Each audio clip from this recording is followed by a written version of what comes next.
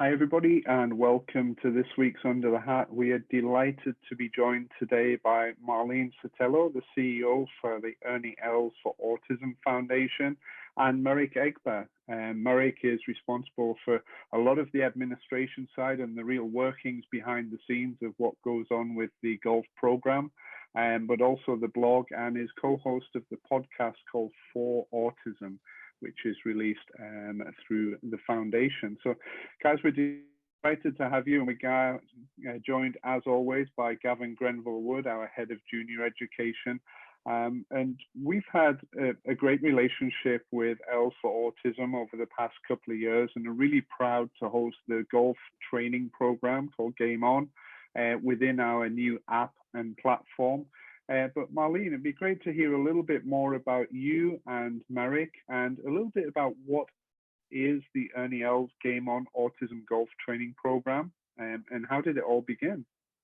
All right, great. Well, thanks for having us. For those who are listening on, just to let you know, the Els for Autism Foundation is located in Jupiter, Florida.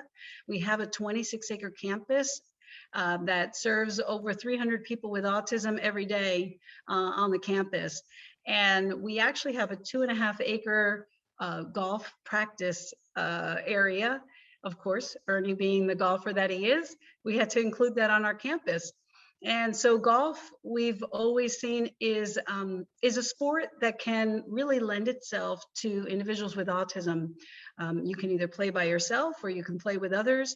The serenity of the outdoors allows for the peacefulness that individuals with autism might thrive in. And so because of those factors and others, we began having clinics, 1-hour clinics at all of our golf challenge events. So in order to raise money for the foundation, we have golf tournaments across the country. And we wanted to make sure that people with autism were able to enjoy the game of golf. And so we had these clinics, which eventually turned into a full curriculum called the Ernie Els Game on Autism Golf Program. And it's a curriculum that not only teaches golf skills, but it also teaches social communication skills that are threaded into each of the lessons.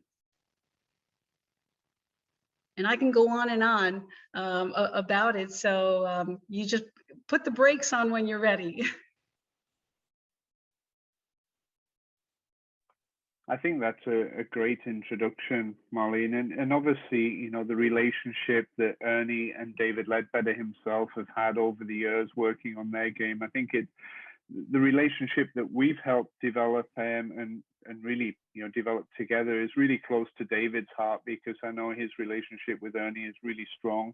And if we can highlight or help to highlight and raise more awareness for autism around the world, and not only with our golf instructors that work at our golf academies, which we have over 30 around the world. So that would be hugely impactful if they embrace the program and embrace the education to be better prepared to help students that have some learning differences, but also reaching out to, you know, golf instructors around the world to help better prepare them. Because I myself worked at a junior academy full time, had about 14 juniors to look after on a daily basis, and I was probably the person that had the most contact with them on a daily basis.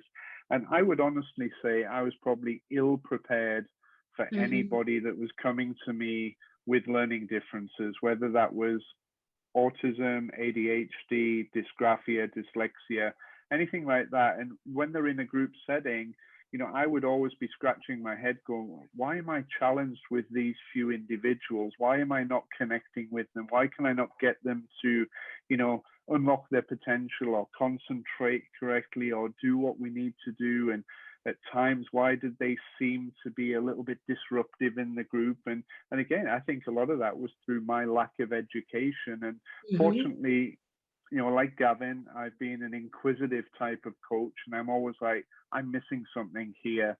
And at the time, I went to the school and to the Learning Resources Center, the LRC, and said, you know, listen, I need to know more about some of these children, because I know some of them are in different classes, are gaining a little bit extra help. So there must be something that I need to be better prepared from.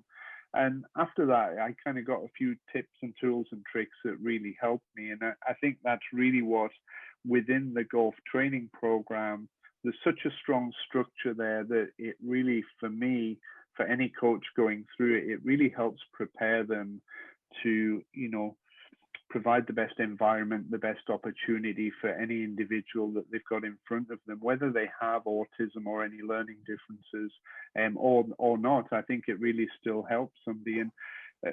And I know it's not just juniors, but I know, Gavin, you deal a lot with the junior world and junior development. And I think we all agree that coaches that deal with juniors almost need to be the most prepared. You and I talk at length about this, and the Leadbetter Kids certification deals a lot with that. But what would some of your thoughts be, or maybe one or two questions for Marlene as well? I don't even know where to start, Stu, because it's such a big topic. I think it's such a huge topic because everybody who's got autism, I mean, everyone's so different. And I've come across a number of kids predominantly, and sometimes it's quite mild, sometimes it's a little bit more obvious. But just what really sticks out is our ability as coaches to tune in, to wire into each individual, so that we can certainly present the game of golf as a fantastic outlet. I think it's a great sport for people to express themselves in a different way. And I know from personal experiences, I'm not so sure where we'd be as a family if we didn't have golf. I think we've often talked about prison, to be fair, on a number of occasions, and the difficulties that we've had. It's been a proper roller coaster. But I learned the hard way through dealing with situations and experiences that crop up, as a parent, pretty much.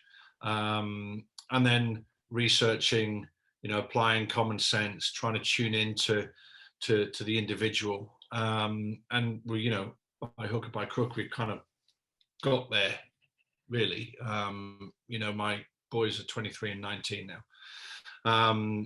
But still we have situations, and we have to be very careful about how we deal with them. And equally, what is the most frustrating thing is when people from the outside judge or don't understand.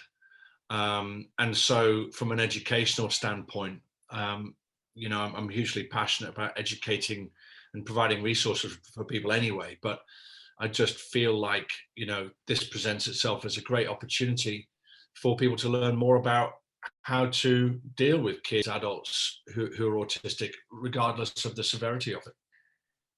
Absolutely.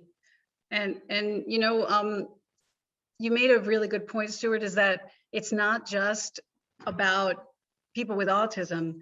The way that we wrote this curriculum, it is called the Ernie L's Game on Autism golf program, but it's really suited for people with all different varying abilities, whether it's a learning disability, like you said, or it's dysgraphia, it's dyslexia. It provides the structure and the repetitive needs that someone would really thrive in by having the information presented in chunks and repeated so that they can learn it and master it. And we also infuse not only the golf skills in there, but those social skills that are needed to be able to participate in different sports activities and recreational activities with others. So we made sure that the strategies that we infused into the program were applicable to people that have varying disabilities, not just autism. And go ahead, you're. Yeah, no, I was just going to say, Marlene, when you said that, I think that's a key. And, one of the things for me is, as a golf teacher, a coach, we all know that communication is massive. Understanding the human being in front of you is probably the most important thing. You know, you can have the world's best technical knowledge about a golf swing or a putting stroke or ground reaction forces or all the ball flight characteristics, but if you can't connect with the individual in front of you, it's almost worthless. And one question I would have is, you talked about the way the program and the curriculum were wrote is really designed to, you know, have that strong structure to it and the repetition and the chunking. What would some of the telltale signs that a coach should be looking out for if they're working with a student? They're going, I'm not quite sure if there may be something here that I need to look into. You know, what are some of the key signs where somebody may be showing some signs of autism or some other learning differences in your experience? So some specifics to autism would be some challenges in both expressive and receptive language. And what that means is, can they say and communicate what they need, what they want, and have an interaction verbally with someone? And then receptive is, how are they understanding the instructions that are being given? And so that the receptive part can also be a sign of someone that might have difficulty with auditory processing, or someone with ADHD, with attention deficit disorder, because if they're not focused specifically on what the speaker is saying, they may not gather all the information about the instruction that is being provided. And so for that specific challenge, it's important to get the person's attention. So sometimes we give an instruction and the person's facing the other way, or they're playing with their golf clubs or picking up the balls, and they're not necessarily paying attention to you. So you have to say, hey, Stuart, look at me, bud. I'm right here. All right, listen, we're going to go pick up those balls and we're going to put them in the basket, and then we're going to go get some water. Can you tell me what we're going to do again? And then have them repeat it again. Because this way, you know, you got their attention, and then they can tell you back exactly what they have to do. So those are some strategies for difficulty with paying attention to instructions or understanding the instructions. And in our program, we provide what's called visual supports. And that's something that we use in everyday life. We see signs everywhere, whether it's at the bank or the airport. There's pictures and arrows that help give us information. So we've created visual supports for the program to help people to be able to pay attention to important factors of the game or important factors of the golf coach's instruction. We also provide a breakdown of the steps to the different swings, so that it's not just the coach saying it, but it's also the coach showing it in pictures, because that's going to help solidify the learning of the person when they hear it and they see it. So that's one of the strategies also that we help in regards to communication, is having these visual supports. And as part of the course, as you know, those individuals that complete the training course that you host on the Leadbetter Academy site, they'll be able to download all of those materials that we've created so that they can support the learners. And one other item that we have included in the program is a communication board. So sometimes there might be individuals with autism that can't communicate verbally at all, and others that can communicate great. But imagine if you're really stressed out at a moment, you know, you just got your ball in the bunker or in the lake, and we see it all the time, even with pros. They're like, oh, they're freaking out. In moments of high stress, a lot of times the individuals that have difficulty with communication can't get the words out. So by having a communication board on hand, you can have the person just point to a picture that will help them communicate what they're needing. So those visual supports are really helpful in teaching anybody that is having moments of difficulty understanding. And the great thing is it's all for free right on the Leadbetter Academy website. Great answer. Is it all right if I add on to that answer that you gave, Dr. Sotelo? Sure. Because I think that another aspect that coaches have to look out for, it's not just, you know, socio communication, it can also have to do with delayed motor skills. For example, So I was diagnosed with Asperger's syndrome years ago. And one of the things that was very, very tough for me to do was to hold the mop out steadily or to hold a broom out steadily and to use it in the way that most people use it. There's like lacks of strength or deficits in strength or deficits in the way the motors function in my system. And I'm sure I forget like the difference between fine and gross motor skills, but it has to do with that kind of thing. So for a golf club with me, the same difficulties in holding up a broom and holding up a mop also are the same with holding up a golf club. So as someone holds up a golf club and they swing it and it's not doing well enough, then it's just, you sort of have to think to yourself, well, that may have a little bit to do with the person's autism, because it could be communication, it could be auditory, and let's not forget the physical components too. You're So absolutely. I think that that's sort of, isn't that why we have adaptable golf equipment? So that individuals with those kinds of skills can be able to do better with that kind of golfing equipment. Absolutely, because you can Merrick. adapt to any skill or ability, right?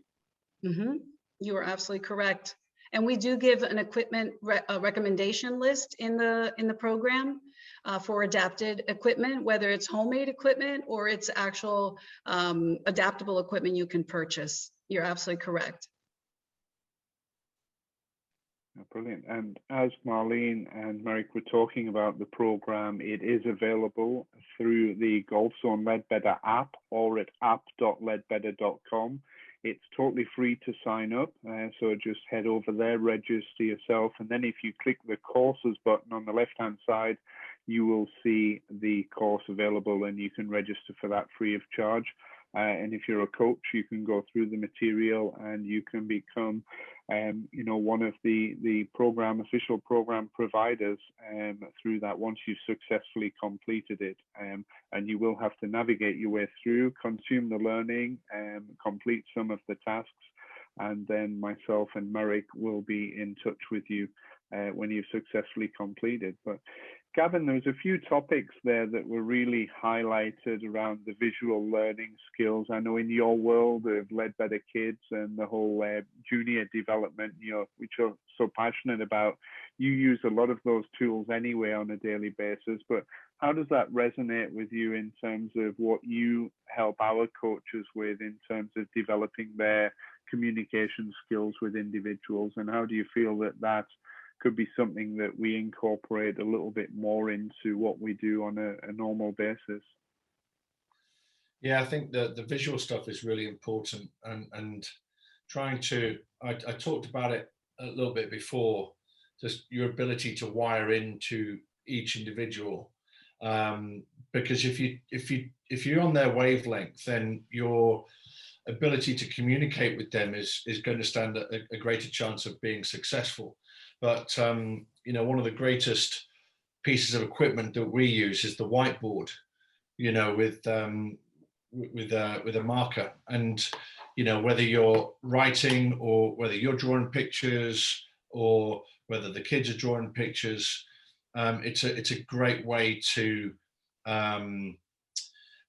vary your communication to the kids within the group.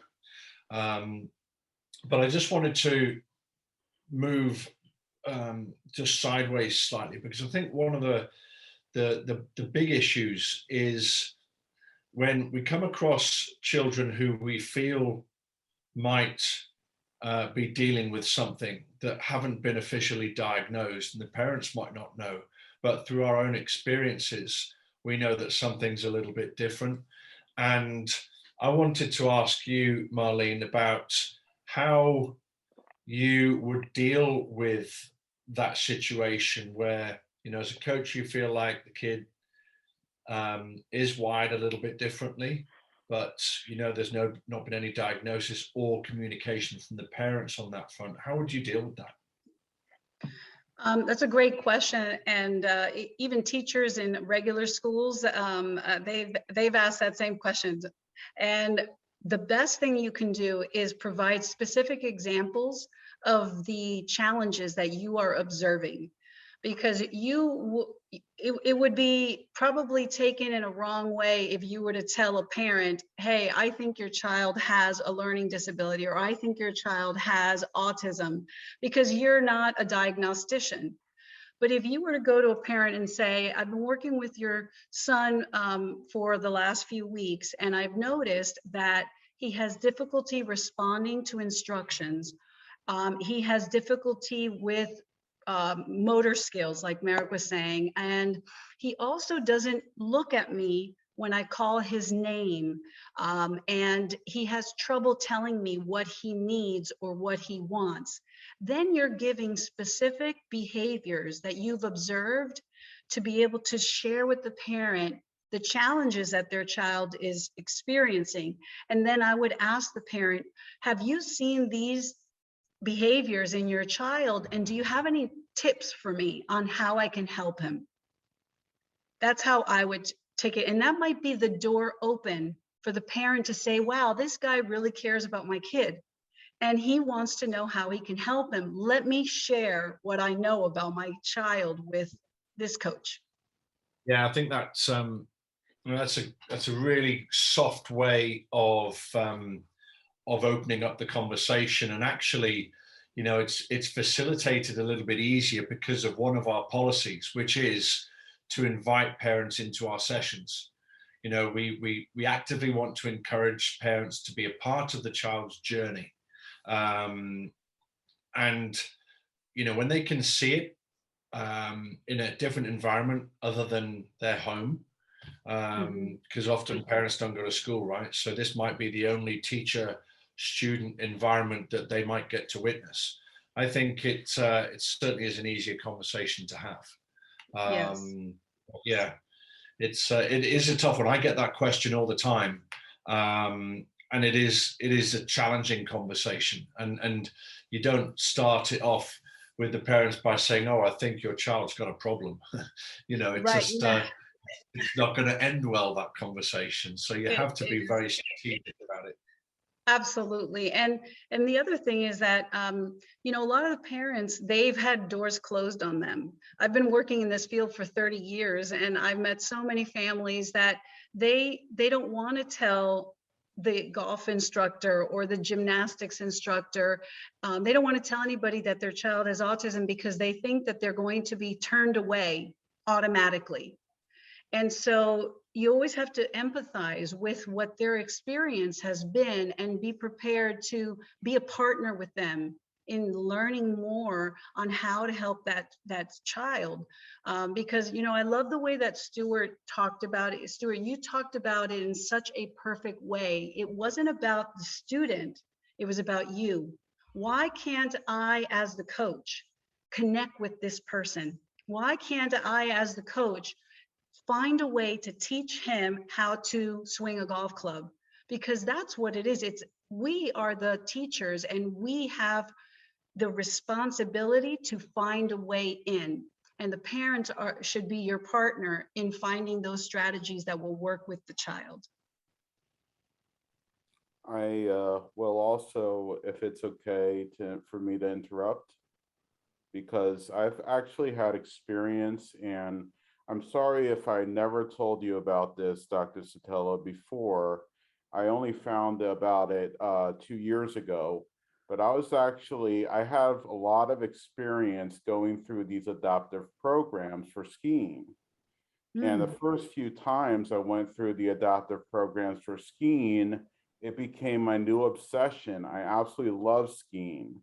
I hardly did any physical activities, but I skied on pretty much any mountain that I could find.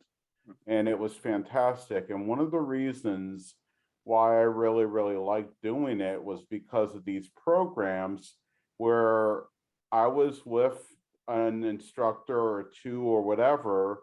And it wasn't just that they were teaching me how to ski, we were also building friendships and bonds that made me feel like I had someone with me on the slopes that wasn't my parents, that weren't my friends or whatever, because I really didn't have any friends to ski with. And I always enjoyed it. Even after I got really good at skiing, I still wanted to go with an adaptive program, because to me, it was having a friend on the slopes. And I think that having a friend on the slopes or having a friend on the course is very, very integral to helping someone understand or to get better at the sport itself, because you're not just teaching someone, you're mentoring someone, and you're turning Absolutely. someone from a client into someone who feels like, if they feel frustrated about something, they may be more inclined to tell about it. If they feel like they need more help, they may be more inclined. It has that one little bit of gentleness, that one little bit of friendliness can go a long way to anybody. Absolutely, Marek.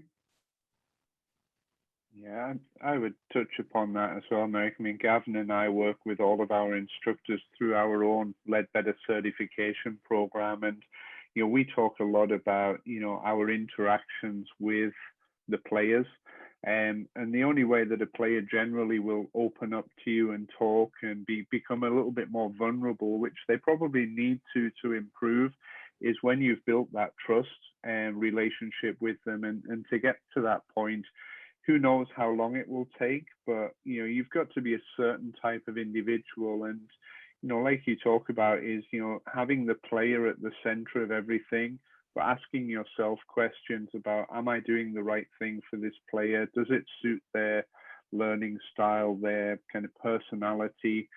Something we do with all instructors now that come into our training programs is we start with a personality profile that really gets them to look into themselves. It's not about trying to change them. It's just about them understanding and becoming more self-aware. And for Gavin and I to understand, how can we best communicate with these people?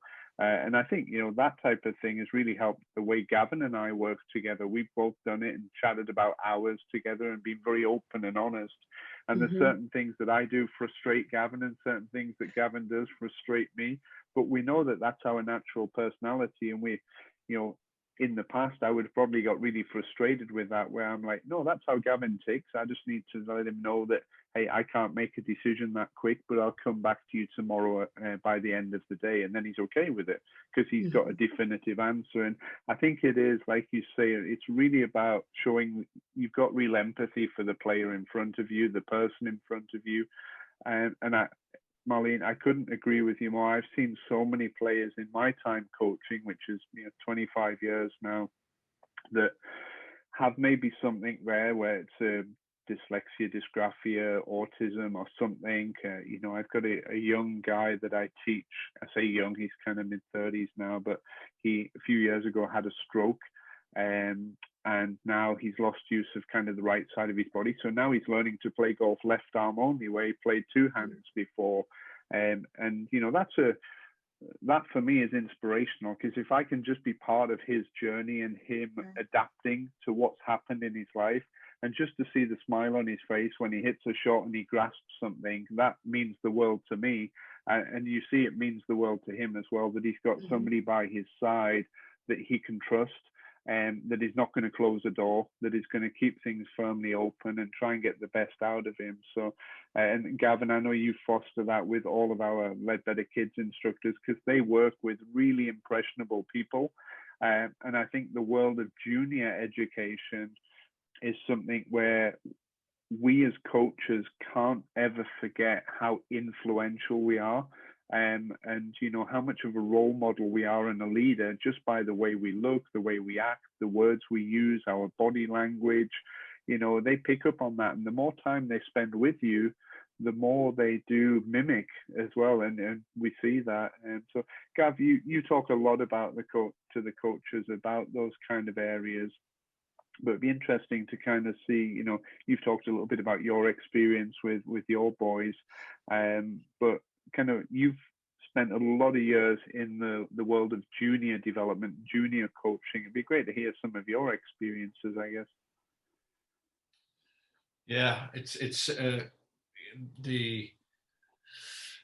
the beauty of interacting with these with individuals. You know, everybody's different, and it's magical. And I think we touched on it a few minutes ago. You know, whenever I deliver a bad lesson, shall we say, I'll always ask myself the question, you know, what did I do wrong? What can I do to improve it? You know, sometimes you're off your game. And I'll always encourage our coaches to do the same. I think the common misconception with all of this, when a child is misbehaving, in inverted commas, we often refer to that child as being a nightmare, being badly behaved, blah, blah, blah, without really truly understanding what's behind it.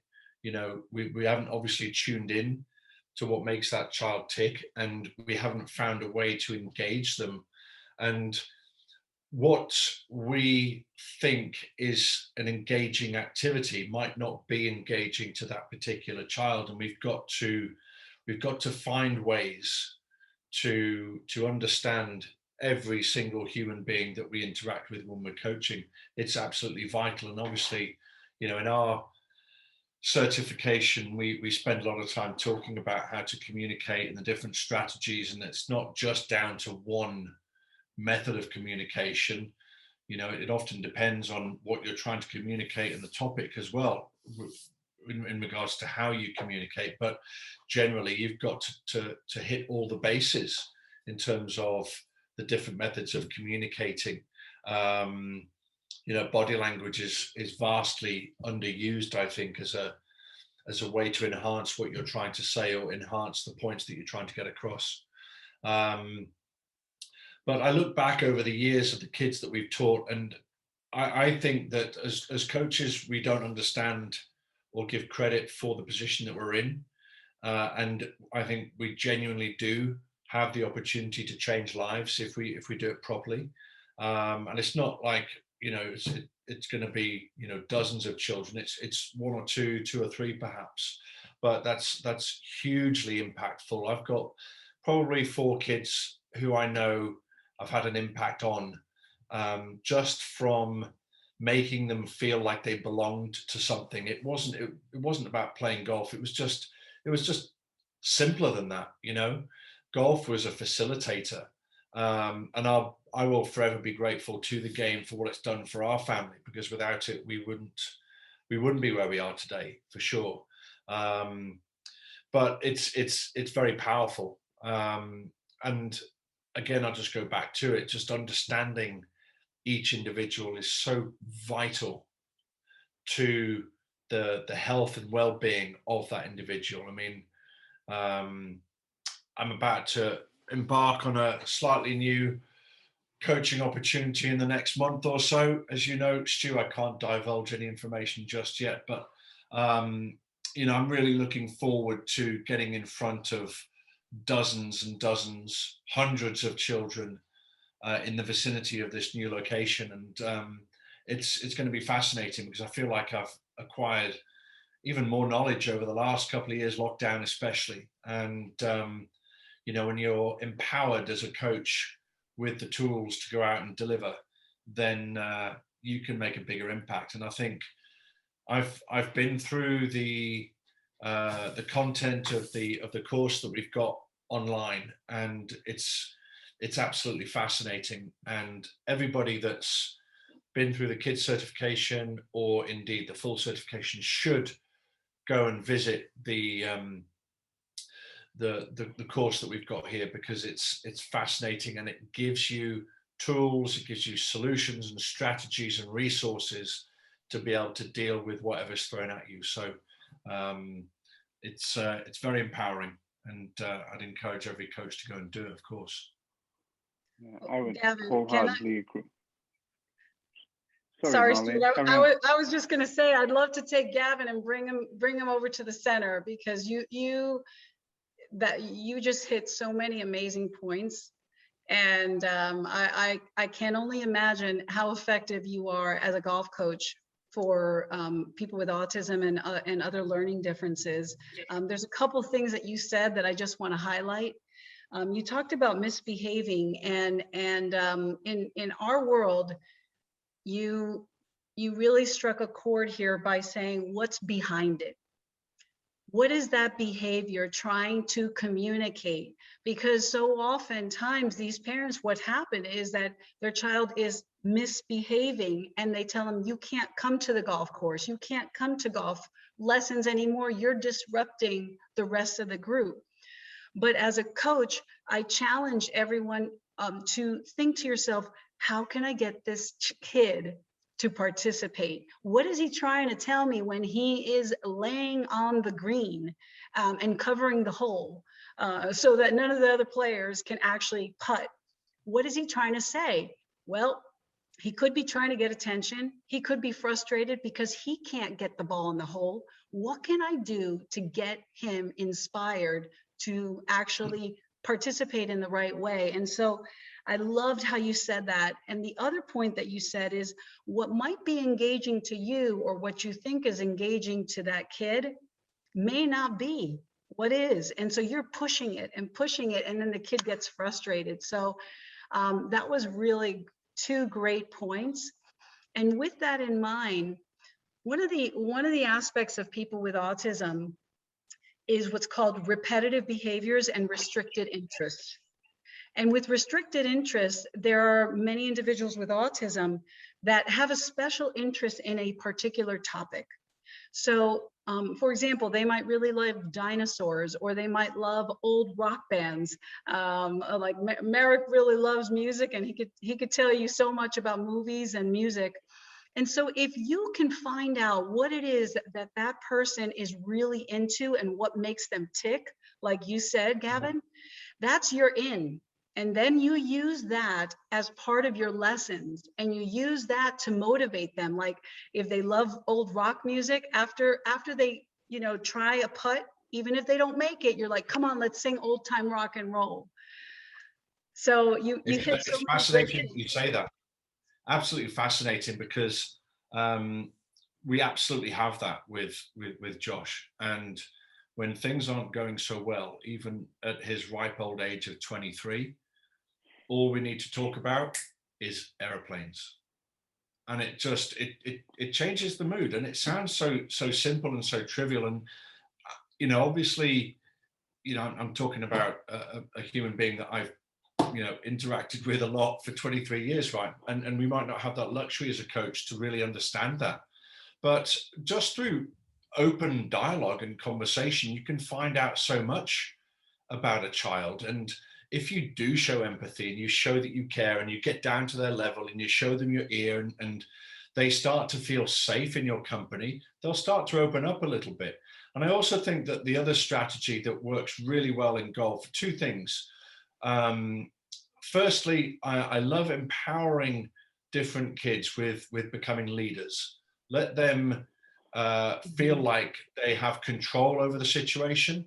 And then the other one is to really inspire their own creativity. And the creativity session that we've got, it's the most structured, unstructured session that we can ever do. But it's basically, today's topic is putting. There's the equipment. Okay, go and create a game that helps us learn how to control our speed better. And you can factor in the leadership challenge with that as well. And you will see, all kids shine, not just kids with different areas of neurodiversity. It's fascinating to watch. And one of the outcomes for the actual Leadbetter Kids curriculum for the children, by the time they graduate out of the program at 12 years old, we want them to understand what taking responsibility means. Taking responsibility for different things. And every child, I believe, has the ability to be responsible for something. And it can be the smallest of tasks. And I think, my interaction with autistic kids in the past certainly has been where I've trusted them to fulfill a task, making them feel empowered, making them feel worth something. And the reaction I've seen from parents, because they've often stayed behind to watch the sessions, has been so heartwarming and amazing, really, because they don't get to witness their children thriving in group environments like this before. So I think those are two really key strategies that all boil down to these children being given responsibility for the smallest of tasks, which really just has such a huge meaning to their own individual lives. Absolutely. Agreed. I'm definitely going to have a sidebar with you and see when you can come down to Jupiter, Florida. Yeah, well, God bless the American government. They're not letting us in. So as soon as we are allowed in, I'll be on the first plane over, Marlene. I hear you. I know it's very frustrating, but keep tabs on it and let me know when you're given the green light. Absolutely. No, I look forward to it, certainly, because there's still so much to learn.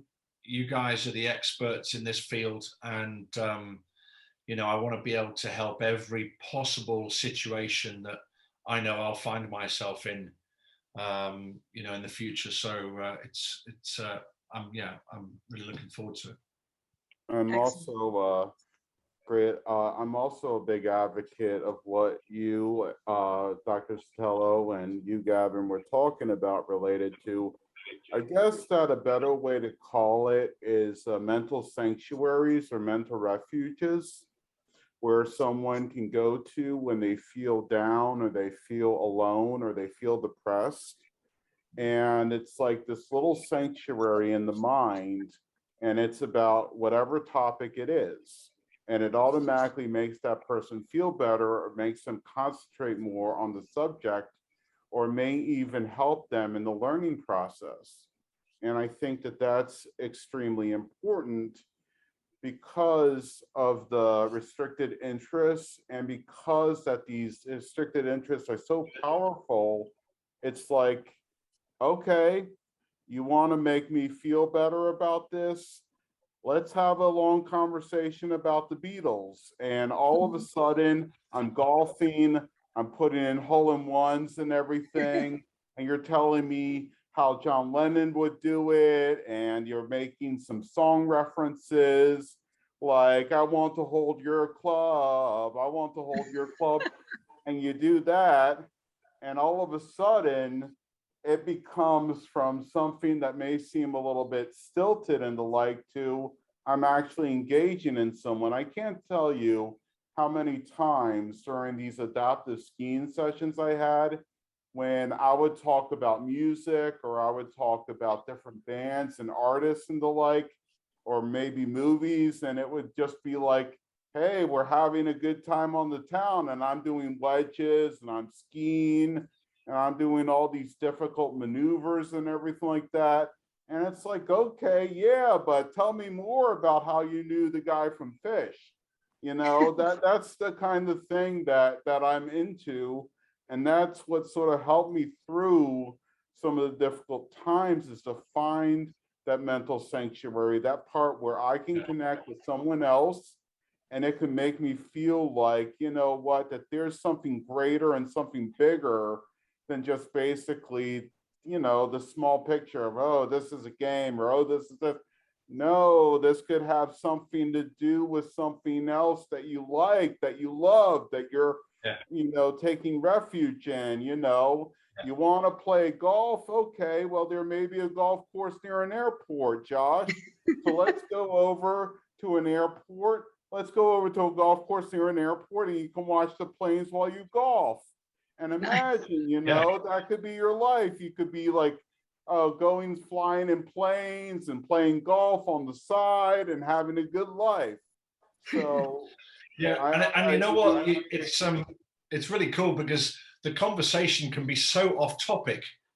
Yet again, we have to give it the hugest amount of credit for how it's just going to open things up, you know.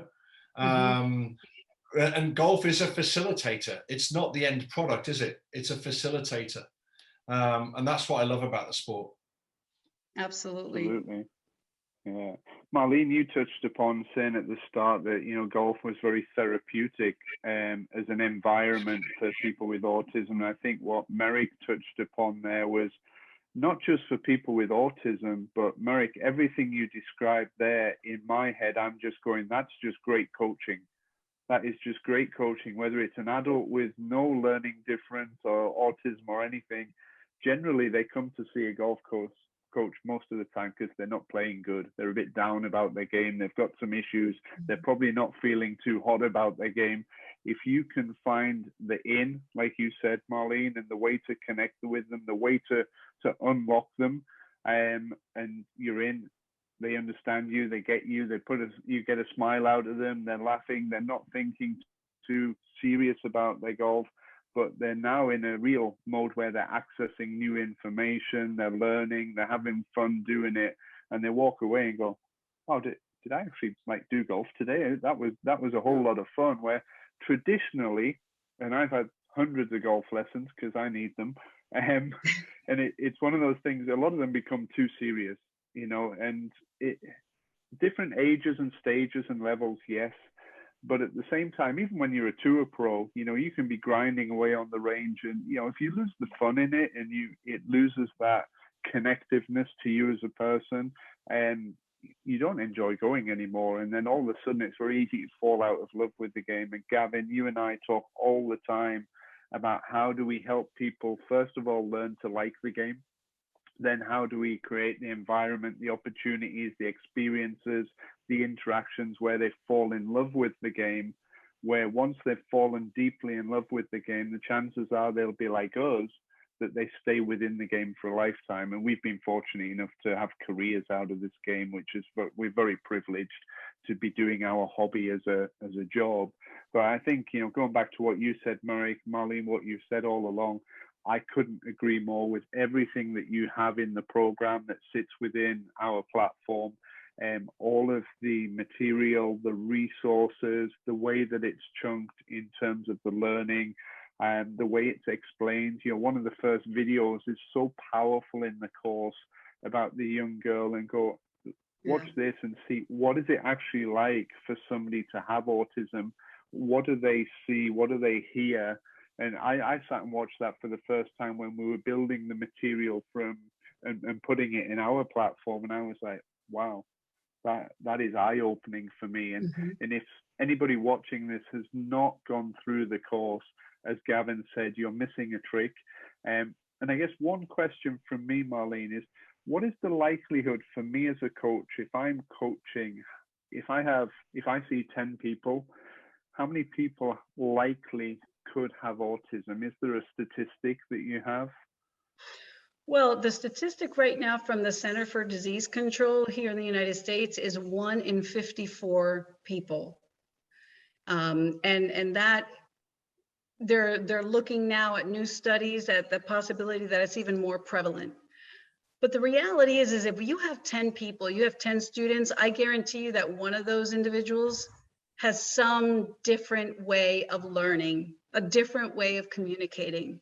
And even if you think about someone who speaks a different language, where maybe English isn't their first language, in essence, they do have a communication challenge. And so these strategies will even help someone who doesn't have the English as their first language, so that you can chunk information, you can repeat the practice of that skill, you can use the visual supports for that person. So the likelihood is that with 10 people, there's someone in there that's going to need some of these strategies. And I did want to mention one other element, actually 2 points. One is that we've included in the curriculum pre and post assessments. And that's not something necessarily, I think, that is usual activity in a golf program. You're looking at specific targets of golf skills that you're looking for improvement. But we wanted to be able to give coaches a tool to be able to actually show parents, hey, your kid actually got better, or your young adult is actually getting better. And so we created an assessment for athletic skills, for social communication skills and for golf skills, just basic fundamentals. And what we do in the program is that those assessments are done in the first and second lesson, and then repeated again in the 12th lesson. And that gives you then, they're on a Likert scale, so they're easy to score, and you're able to see then very specific improvements that you can then share with the parent or share with another golf coach.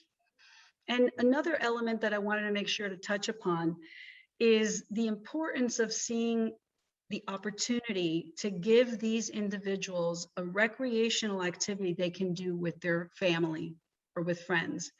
I can tell you that one thing that's really special that I see more and more now is seeing Ben Els, which is Ernie Els' son, the two of them on a golf cart.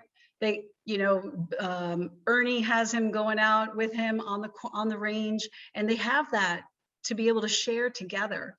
And to be able to give that gift to a father and their son, to be able to go on a golf course and just hit some balls, even if it's not great playing, they have an activity that they can do together.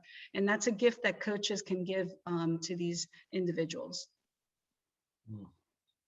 No, absolutely, I couldn't agree more. So I think we're drawing towards the close of the hour. I mean, we've discussed some fantastic topics. There's some real keys to not only what autism is and the challenges that it may present for us as coaches in the coaching arena, but also the skills and the coaching tools to drop into your coaching toolbox that can help you really be better prepared. And I think that's one of the big things that I would stress to any coach watching this is, ask yourself, are you prepared to be able to give a really productive and a great experience to somebody if they would come to you that may have a learning disability or a learning challenge, a different learning style? And if the answer is, I'm not quite sure or no, then you need to take this course. It'll really help you. And I think as coaches, it's our sense of duty to be prepared for everything. David's whole mantra to Gavin and myself and all the education that we deliver is, we who dare to teach must never cease to learn. And we can be very, very knowledgeable in lots of areas, and we should be, but we need to realize that we can't be experts in every area. And that's why we're so proud to be able to work with foundations like yourself and people that are so dedicated like yourself, Marlene, and you, Merrick, to really bring to life the expertise in these areas. So we're grateful to, one, be connected with you, two, be able to house your golf program and education within our platform, and we're really proud to be associated with everything that you stand for and bring to the world and raise the awareness of autism. So from my side of things, I'd just like to say thank you. Gav, you have any kind of closing words before we wrap things up here? Yeah, best not give me the floor anymore, because I could go on about this for hours. But no, very grateful, as you said, that we've got this this relationship, and I just want coaches to understand how valuable it is. It gives you the tools and the resources, and I for one certainly believe that there are more kids out there who are wired a little differently, where the strategies that are contained within this course can really help, and help you really provide an outlet for these kids that you're coaching. So that's the most important thing. Thanks. And Marlene and Merrick, before we close things out today, do you have any final words? Or I would love to have, if you had to give one final question from me, being a little bit selfish, if you had to give our coaches one piece of advice, given your experience of dealing with coaches and educating them through this program, what would it be? One piece of advice?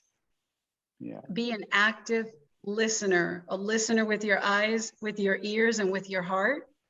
Because if you open all of those channels, you will connect with people that have different ways of learning and different ways of interacting, and you'll make one heck of a difference in their life and in yours.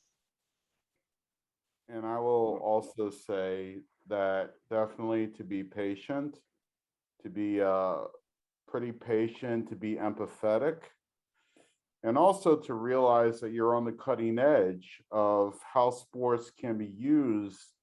It's more than just fitness and exercise and being able to do well at a game and to, you know, have teamwork and teammanship. It can also be a therapeutic tool.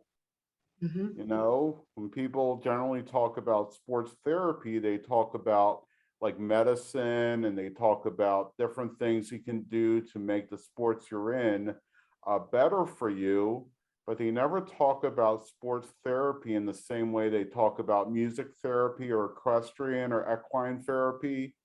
And this is the kind of example of a program that should fit right in line with all those other therapeutic practices that you see out there. It's pretty much, it's a very similar thing to all these other practices. So it's on the cutting edge. Absolutely. And just to piggyback on what Merrick said, we're hoping that other golf coaches want to become official program providers. And by completing the course on the Leadbetter website, once the course is completed, then Merrick will reach out to that individual, and we'll set up a 30-minute call to answer questions, to go over the materials, and then you will become part of a worldwide network of official program providers. You'll be able to use our brand, the Ernie Els brand, in promoting your program to recruit students, and you can use our logo, and you have Merrick and I and our recreation coordinator at your fingertips for support should you run into a challenge with any student and you want some extra help. Yep. Amazing. You and Kelly Coots. Yep. Yes. Amazing information, resources, and tools, and obviously for anybody listening, an amazing opportunity to stand out from the crowd and show that you do really care as a golf instructor, and you've got a program that is well prepared to help each and every individual and all ages and stages of the game as well. So as usual, you know, Gavin, we'd like to thank you for being on Under the Hat. For anybody that's listening and watching, app.leadbetter.com. It's free to sign up, create your account, click the courses tab, and you will see the Ernie Els Game On golf training program there. Sign up for it, and as Marlene just said, as you go through it and you successfully complete it, you can connect with Merrick and the team and take it from there. So we'd be delighted to have you go through the training course. Merrick, it leaves me just to say, Merrick and Dr. Marlene Sotelo, CEO of the foundation, we'd really like to thank you for being so generous with your time today. And, you know, we wish you all the success in the world with the foundation. We'll certainly be championing your cause. And, you know, if we can support in any way, Gavin and I are always here for you as well. So please feel free to reach out, and thank you. Thanks for having us. Not to sound like I'm really trying to curry some favors here, but it's Executive Director, Dr. Marlene Sotelo. He's correct. Executive Director. Thanks, Merrick. And thank you so much to Stuart and Gavin for having us. We appreciate it. Perfect. Thank you, everybody. Thanks, guys. Bye. Thank you. Bye.